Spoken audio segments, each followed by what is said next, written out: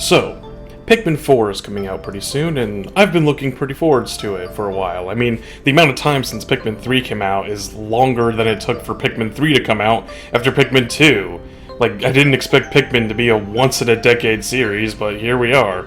Though, there is something that has been floating around the Pikmin discourse that I didn't expect to happen that I feel like I need to chime in on, and that is the nature of the Pikmin timeline of all things.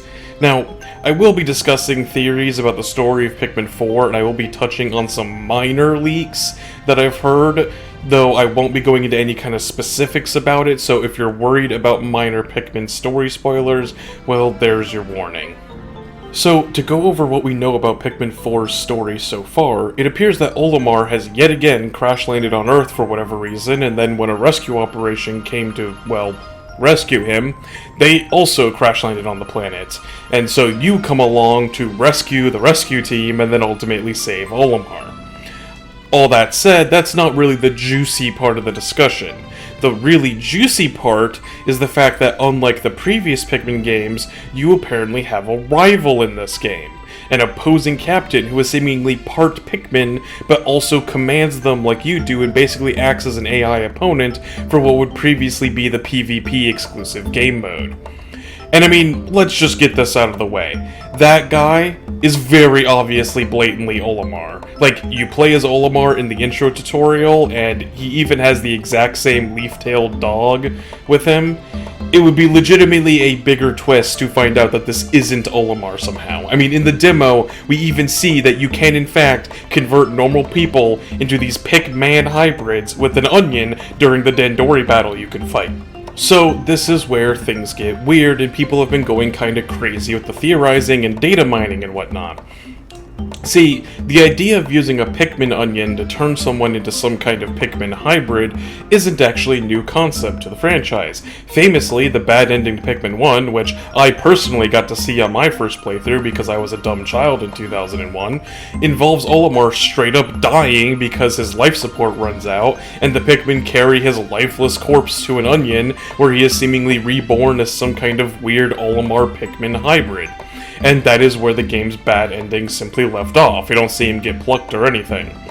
So, a lot of people's first reaction to this was that Pikmin 4 somehow takes place in some kind of alternate timeline, where Olimar in fact never managed to finish repairing his ship in Pikmin 1, and was thus turned into a Pikmin, and this is the result of that. They've even seemingly reinforced this idea with some data mining that has revealed that according to some journal entries you can find written by Olimar seemingly has dreams that are apparently recounting the events of Pikmin 2, implying that that entire game was in fact just a dream hallucination that Olimar had after becoming a Pikmin. And well, this is where I'm going to have to start to disagree with what is seemingly the popular consensus on this. I do not think Pikmin 4 is some kind of hard or soft reboot of the series, or that it's retconning Pikmin 2 and or 3 out of existence. For one, that just seems like a super weird and pointless thing to do, especially when the game is called Pikmin 4. If you're gonna reboot the series, why not get rid of the number and call it something like Pikmin, A New Beginning, or something like that, instead of labeling it as the next entry. I mean, not a lot of Nintendo franchises are numbered to begin with, so it's not like it's a foreign concept to them. I mean, do you really think that there's even a possibility that they release something like Metroid Prime 4, and it's somehow a reboot for the Metroid series, but they still call it Prime 4? It just doesn't really make any sense to me. But beyond the naming convention, I have plenty of other reasons that I think otherwise against this theory. For one, Earth is, for whatever reason, seemingly impossible to land on properly. So many people crash land on this place, is it really that surprising that Olimar could have simply crashed twice? Like, the core point of confusion people seem to have is that they are taking the events of Pikmin 1 and assuming that those are the only times that those kinds of things could have happened in the history of the series. Sure, the only time so far that we have seen Olimar turn into a Pikmin is in the bad ending of Pikmin 1, but the fact that we see that it can happen simply opens up that as a possibility, which means that theoretically it could also happen any time in the franchise or in the timeline timeline whenever they wanted to.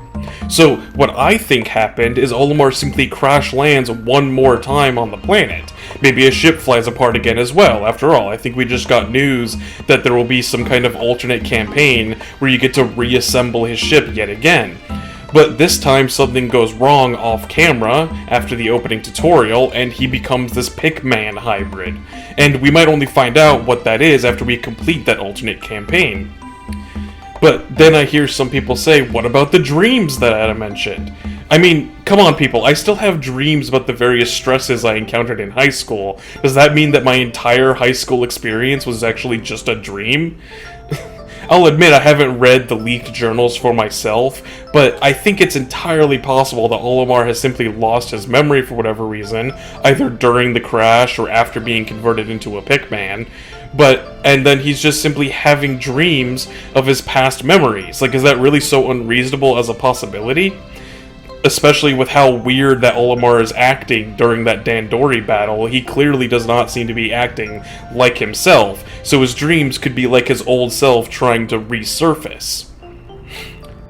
The only other piece of evidence that I see people point out in favor of a Pikmin reboot is the fact that we're seeing a lot more of the human civilization than we have ever seen previously. And not only that, but everything looks absolutely spotless and impeccable, as if humanity practically died out yesterday.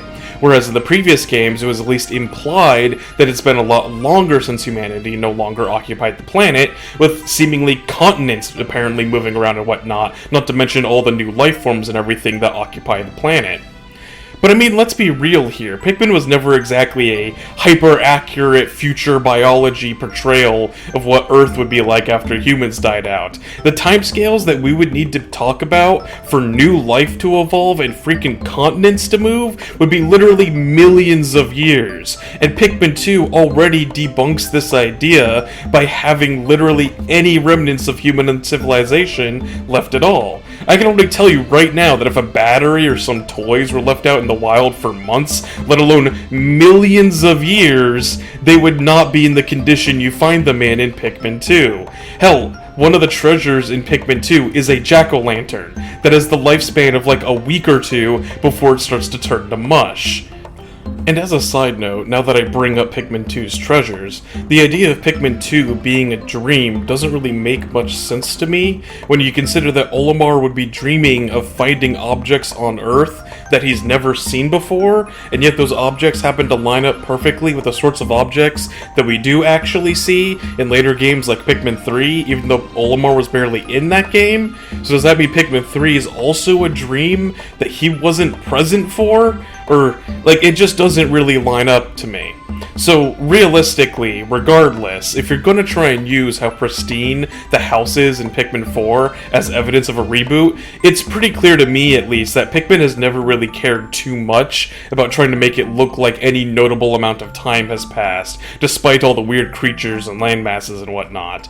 And I imagine that we're probably going to continue to not get any actual answers about that either. I mean, for all we know, maybe humanity isn't actually extinct, and it just turns out that the reason why we haven't run into any humans so far is because all the games actually take place during COVID lockdowns. But, whatever. Anyways, that's pretty much all I have to say on the matter. I'll admit, maybe I'm wrong on this. The one big thing I will concede is that Nintendo usually cares a lot less about consistent storylines in at least some of their franchises than most other companies do, if I'm being perfectly honest. So maybe they are doing some kind of weird retcon or alternate timeline thing, but at the very least, I would hardly call it 100% confirmed that that is the case, just based off of some minor details that we know about so far, weeks before the game actually comes out fully. But as usual, I'm always happy to continue the conversation down in the comments below. I mean, what do you think? Is Pikmin 4 really leading up to a reboot for the franchise? Or am I right in thinking that these people are making some wild assumptions based off of incomplete information? Well, if you want to see me make more videos, make sure to leave me a like and a subscribe so that you can get notified of when I make more videos like this one. And maybe in a couple weeks, you'll even get to see me make a video talking all about how wrong I was in this. But yeah, until then, I'll see you all next time.